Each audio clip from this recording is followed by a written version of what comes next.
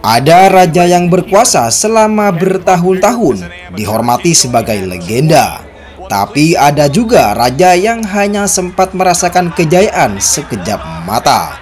Mereka berjuang keras, memukul jatuh lawan, lalu mengangkat sabuk juara.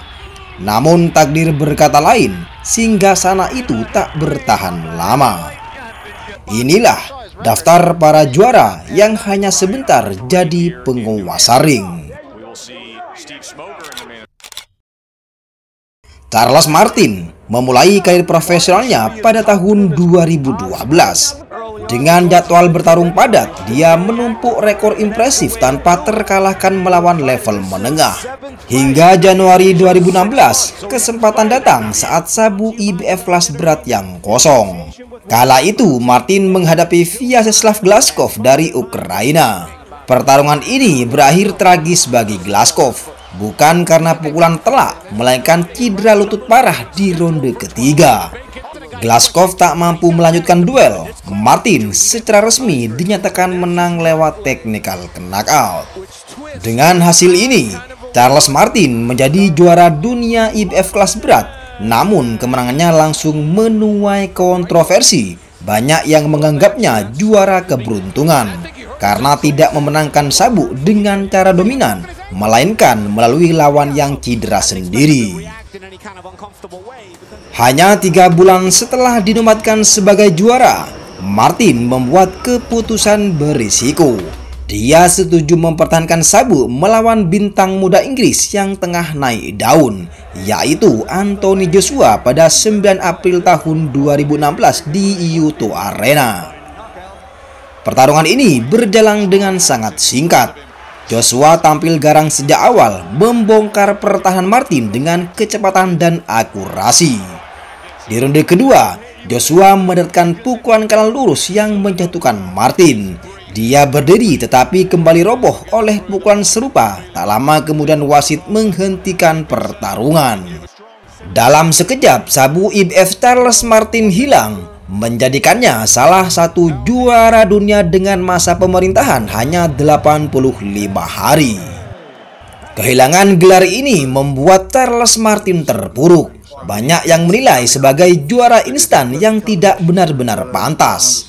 Setelah itu, karirnya berlanjut dengan naik turun. Dia masih bertarung meraih beberapa kemenangan.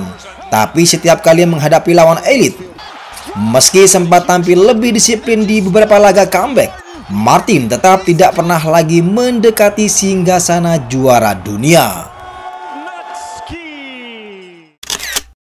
Michael Bisping lahir di London, Inggris tahun 1964, tapi besar di Amerika Serikat. Sebagai petinju amatir, dia cukup berbakat. Namun ketika masuk ke dunia profesional, karirnya penuh dengan pasang surut. Debut profesionalnya di tahun 1989 langsung menjadi mimpi buruk. Michael Bisping kalah KO di ronde pertama dari Jerry Jones, seorang petinju yang nyaris tidak dikenal. Kekalahan itu membuatnya terpukul. Bahkan dia sempat ingin berhenti dari dunia tinju, tapi Michael Bisping kembali bangkit perlahan, mengumpulkan kemenangan demi kemenangan, meski namanya tak begitu bersinar. Sampai tibalah pada malam bersejarah. 29 Oktober 1993, Michael Bisping yang kala itu bukan unggulan mendapat kesempatan emas menghadapi Tommy Morrison, yang kala itu juara dunia kelas berat WBO yang dikenal dengan pukulan maut tangan kirinya. Banyak orang mengira duel itu hanya formalitas bagi Morrison, tapi kenyataannya justru menjadi malam paling mengejutkan dalam sejarah tinju kelas berat.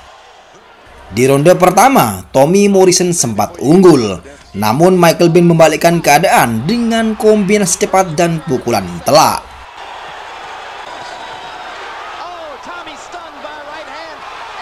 Dia berhasil menjatuhkan Morrison sebanyak 3 kali. Wasit pun menghentikan pertarungan di ronde pertama. Michael Bisping resmi menjadi juara dunia kelas berat WBO. Sebuah kemenangan fenomenal dari petinju yang awalnya dianggap gagal, kini berdiri sebagai raja. Tapi seperti sebutan kita tadi, raja hanya 1 malam. Gelar itu hanya bertahan sebentar. Pada 19 Maret 1994, Michael Bisping dipaksa naik ring melawan Herbie Hart. Ben datang dengan mental juara, tapi di atas ring dia dihantam oleh Hart menjatuhkan berkali-kali dan akhirnya wasit menghentikan pertarungan di ronde ke-7. Yang lebih buruk lagi, Michael Bisping mengalami cedera serius di otak akibat laga itu. Dia koma singkat dan ketika sadar dokter melarangnya bertinju lagi. Karirnya tamat seketika. Dari juara dunia dia kembali ke titik nol. Namun Michael Bisping tidak benar-benar tenggelam. Dia kemudian beralih ke dunia akting dan menulis. Bahkan pernah memerankan Sonny Liston dalam film Ali pada tahun 2001 yang dibintangi oleh Will Smith. Meski begitu, bagi dunia tinju, Michael Bisping akan selalu diingat sebagai salah satu raja satu malam. Seorang petinju yang sempat mencicipi singgasana tertinggi hanya untuk kehilangan semuanya secepat dia mendapatkannya. William Guthrie adalah petinju Amerika yang lahir pada 17 Januari 1967. Dia meniti karir profesional sejak awal 1990-an dengan reputasi sebagai puncher berbahaya di divisi kelas berat ringan. Puncak kejayaannya pada tanggal 19 Juli 1997. Kala itu Guthrie bertemu dengan Darren Allen untuk memperebutkan sabu IBF yang kosong. Guthrie tampil dominan menghentikan Allen hanya dalam 3 ronde lewat technical knockout. Malam itu William Guthrie resmi menjadi juara dunia. Namun singgasana itu tidak bertahan lama. Hanya 3 bulan kemudian pada 7 Februari 1998 dia dipertemukan dengan mantan juara WBA Reggie Johnson dalam pertarungan pertamanya sebagai juara bertahan. Sejak ronde awal, Johnson benar-benar mendominasi. Kecepatan, akurasi, dan pengalaman terlalu jauh di atas Guthrie. Puncaknya terjadi di ronde kelima ketika Johnson melepaskan kombinasi telak yang membuat Guthrie terhuyung. Akhirnya wasit menghentikan pertandingan, memberikan Johnson kemenangan lewat technical knockout. Hanya dalam hitungan bulan, sabuk yang baru diraih Guthrie melayang dari genggamannya. Gelar juara dunia yang seharusnya menjadi tonggak kejayaan justru berubah menjadi singkat dari statusnya sebagai raja satu malam. John Strachey lahir pada 22 September 1950 di London, Inggris. Dia dikenal sebagai petinju bergaya agresif dengan pukulan tajam. Setelah menorehkan rangkaian kemenangan, Strachey mendapatkan kesempatan emas pada 6 Desember 1975. Dia terbang ke Meksiko untuk menantang Jose Napoles, seorang legenda Kuba yang memegang sabuk WBC. Pertarungan itu digelar di Arena Coliseum, Mexico City. Atmosfer saat itu begitu panas, bukan hanya karena ribuan fans tuan rumah yang mendukung Napoles, tetapi juga karena Napoles dianggap tak terkalahkan di wilayahnya sendiri. Namun Strachey tampil mengejutkan. Setelah sempat dijatuhkan di ronde pertama, dia bangkit dan mulai mengambil alih pertarungan. Dengan kombinasi pukulan yang konsisten, Strachey berhasil menguras tenaga sang legenda. Pada ronde ke-6, wasit menghentikan pertarungan. John Strachey resmi menjadi juara dunia kelas welter. Sebagai raja baru, Strachey mendapat pengakuan besar, namun masa kejayaannya ternyata singkat. Pada 22 Juni 1976, Strachey naik ring di Wembley Arena untuk menghadapi Carlos Palomino, petinju Meksiko yang lapar akan kejayaan. Pertarungan berlangsung keras, tetapi Palomino tampil lebih bertenaga. Pada ronde ke-12, Palomino menjatuhkan Strachey dan wasit menghentikan pertarungan. Sabuk WBC welter berpindah tangan. Dengan itu, karir Strachey di level puncak berakhir dengan singkat. Dia pernah menjadi raja dunia, namun hanya sebentar. Masuk ke dalam deretan raja satu malam dalam sejarah tinju. Pada 11 Februari 1990 di Tokyo Dome, dunia tinju menyaksikan salah satu kejutan terbesar sepanjang masa. Malam itu, James Buster Douglas, seorang petinju yang datang dengan status underdog mutlak, menantang Mike Tyson, sang juara tak terbantahkan di kelas berat. Kala itu, Tyson masih tak terkalahkan dengan rekor 37 kali, termasuk 33 kali kemenangan KO. Hampir semua orang menganggap duel itu hanyalah formalitas. Taruhan menjadi Douglas sebagai underdog 42-1. Media menilai dia hanya akan bertahan beberapa ronde sebelum dihancurkan oleh Tyson. Namun, sejarah berkata lain. Sejak ronde pertama, Douglas tampil berani. Dia tidak gentar meladeni Tyson dengan jab-jab yang akurat, kombinasi yang cepat, dan gerakan kepala yang membuat sang juara frustasi. Sementara itu, Tyson terlihat jauh dari performa terbaiknya, terlambat dalam menyerang, lambat dalam bergerak, dan minim strategi. Di ronde ke-8, Tyson sempat mendaratkan uppercut keras yang membuat Douglas jatuh ke kanvas. Dunia mengira inilah akhir dari cerita, namun Douglas bangkit sebelum hitungan ke-10 dengan tatapan penuh api. Di ronde ke-10, Douglas melepaskan kombinasi jab dan hook yang telah mengenai rahang Tyson. Sang Iron Mike terjatuh dengan mulut mencari pelindung gigi yang tercecer. Tyson mencoba bangkit, namun terhuyung-huyung sang wasit langsung menghentikan pertarungan. Kemenangan itu mengguncang dunia tinju. Douglas yang sebelumnya hanya dianggap petinju kelas 2, tiba-tiba berdiri di puncak tertinggi olahraga paling brutal di dunia ini. Namun seperti banyak raja satu malam, singgasananya tidak bertahan lama. Sekitar 8 bulan kemudian, pada 25 Oktober 1990, Douglas menjalani pertahanan gelar pertamanya melawan Evander Holyfield. Berat badannya naik, motivasinya turun, dan performanya jauh dari saat melawan Mike Tyson. Di ronde ketiga, Holyfield mendapatkan strike kanan sempurna yang menjatuhkan Douglas untuk KO yang sangat spektakuler. Douglas kehilangan semua sabuknya hanya dalam satu malam. Dia tidak pernah kembali ke level itu lagi. Meskipun singkat, kejayaan Buster Douglas tetap tercatat abadi, di mana malam bisa mengubah segalanya dari petinju yang diremehkan menjadi legenda instan dan kemudian kehilangan tahtanya secepat dia meraihnya. Hasim Rahman lahir pada 7 November 1972 di Baltimore, Maryland. Dia tidak tumbuh dari jalur amatir panjang seperti kebanyakan petinju elit lain. Rahman justru baru mengenal tinju setelah beranjak dewasa. Bahkan hanya memiliki sedikit pengalaman di amatir sebelum terjun ke profesional pada tahun 1994. Namun dia punya sesuatu yang langka. Pukulan kanan yang bisa mematikan siapapun bila mendarat dengan bersih. Di awal karirnya, Rahman sempat dipandang hanya sebagai puncher besar tanpa disiplin teknis. Tanggal 20 April tahun 2001, dunia menyaksikan salah satu kejutan terbesar dalam sejarah tinju modern. Lokasinya di Johannesburg, Afrika Selatan, melawan Lennox Lewis, sang juara dunia WBC, IBF, IBO, dan The Ring. Lewis datang sebagai juara dominan, baru saja menghancurkan Michael Green, David Tua, dan menjatuhkan Francis Botha. Hampir semua pihak memandang Rahman hanya sebagai lawan sambilan yang dipilih di Afrika Selatan karena faktor promotor dan kontrak siaran televisi.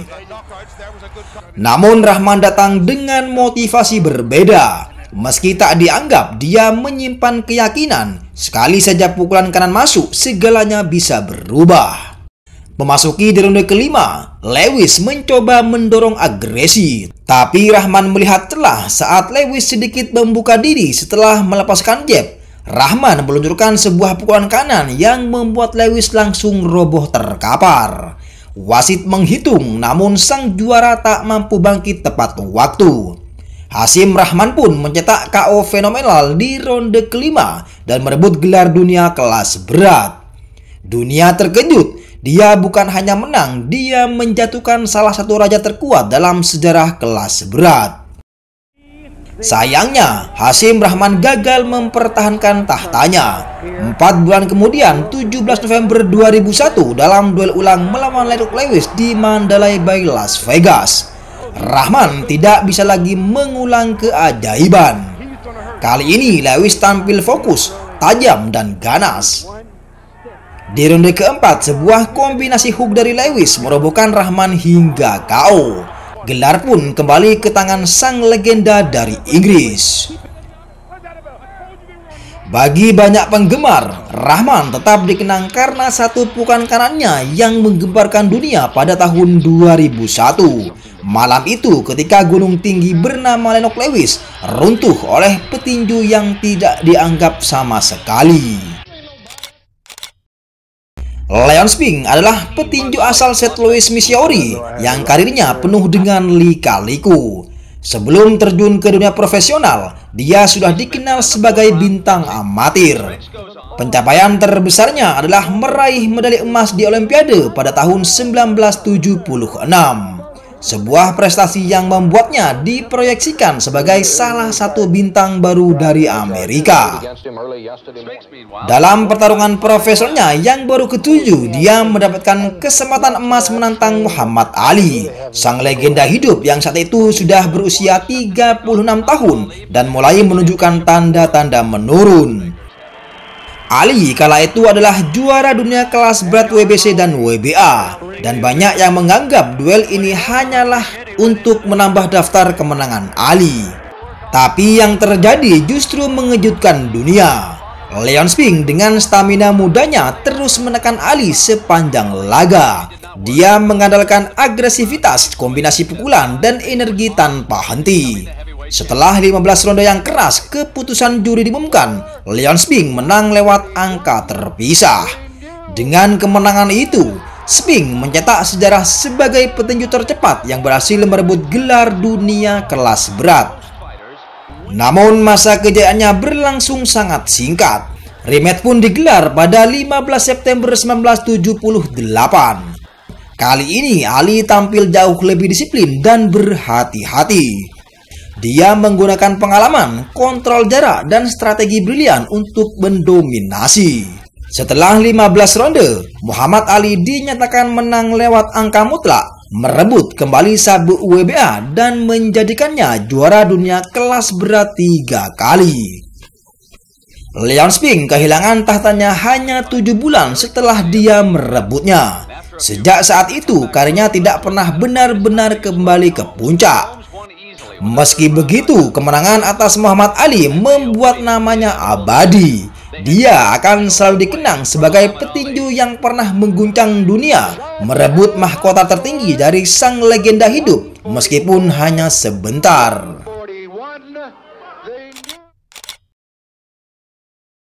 Tony Tucker lahir pada 27 Desember 1958 di Michigan, Amerika Serikat. Sebelum terjun ke tinju profesional, Tucker dikenal sebagai petinju amatir yang berbakat. Akhirnya, dia beralih ke profesional pada 1 November 1980, mengalahkan Chuck Gardner lewat TKO di ronde pertama. Pada 30 Mei 1987, Tony Tucker mendapatkan kesempatan perebutan sabuk IBF melawan James Buster Douglas. Duel ini sangat menarik karena keduanya sama-sama dianggap underdog di era yang mulai didominasi oleh Mike Tyson. Tucker tampil sabar dan bertahan dengan baik di awal, sementara Douglas sempat unggul dalam hitungan poin. Namun memasuki di ronde ke-10, Tucker menemukan momentumnya. Dia melancarkan kombinasi telak yang membuat Douglas goyah hingga wasit menghentikan laga. Tony Tucker resmi menjadi juara dunia kelas berat IBF dengan catatan sempurna 34 kali kemenangan, 0 kekalahan. Sayangnya, singgasana Tucker hanya bertahan sekejap. IBF mengatur agar sang juara baru segera menghadapi Mike Tyson yang saat itu sudah memegang sabuk WBA dan WBC. Pertarungan ini digelar pada 1 Agustus 1980 di Las Vegas. Hanya 65 hari setelah Tucker merebut sabuk dari Buster Douglas, sebuah rekor singkat untuk masa kejayaan seorang juara. Pertarungan melawan Tyson berlangsung penuh dengan tekanan. Tucker berusaha memanfaatkan keunggulan tinggi badan dan jangkauannya, bahkan sempat membuat Tyson frustasi di beberapa ronde awal. Namun, dominasi fisik Tyson terlalu kuat. Sepanjang 12 ronde, Tucker tak mampu menandingi agresivitas Tyson. Hasil akhir, Tyson menang lewat angka mutlak dan resmi menjadi juara dunia kelas berat tak terbantahkan. Kekalahan itu menandai berakhirnya masa singkat Tony Tucker sebagai Raja Satu Malam. Michael Moorer lahir pada 12 November 1967 di Brooklyn, New York. Dia adalah petinju kidal dengan bakat yang luar biasa. Di awal 90-an, dia menguasai kelas berat ringan dengan sabu WBO. Lalu dia naik ke kelas berat di mana tantangan sebenarnya menanti. Kesempatan itu datang pada 22 April tahun 1994 saat Moorer menghadapi Evander Holyfield. Pertarungan berlangsung sengit. Holyfield kala itu adalah juara WBA dan IBF yang dikenal tangguh, berpengalaman, dan sudah terbiasa menghadapi petinju besar. Namun malam itu, Moorer tampil disiplin menjaga jarak dengan jab kirinya. Setelah 12 ronde, keputusan juri berpihak pada Moorer dengan kemenangan angka mayoritas. Dengan hasil itu, Michael Moorer resmi menjadi juara dunia kelas berat WBA dan IBF, mencatatkan sejarah sebagai petinju kidal pertama yang meraih gelar kelas berat. Namun singgahsana itu hanya bertahan sebentar. Michael Moorer sepakat memberi kesempatan kepada George Foreman, legenda tua berusia 45 tahun.